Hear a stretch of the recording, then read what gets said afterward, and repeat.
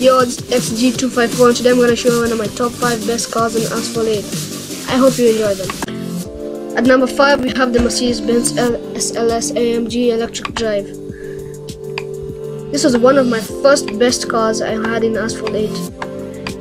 It has a nice slick body but a short back. It would really look cool as a convertible. At number 4 we got the Lamborghini Urus, one of my heavyweight cars. It was the first Lamborghini I had. And at number 3, Maserati Gran Turismo Sport. This is one of the best cars I've ever had in Asphalt 8. Just look at this body. Let me try to change the paint. Ooh. I'm really liking the red.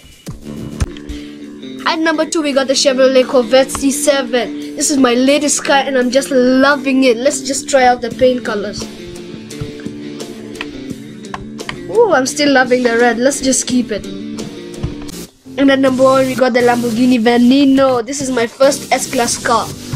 This is the fastest car I have. The only problem is handling the car when it's at top speed. But the car is seriously dope. Okay, that was it for today. Be sure to hit the subscribe button for more videos like this on Asphalt 8. In the future, I'll be doing more videos on PC gaming.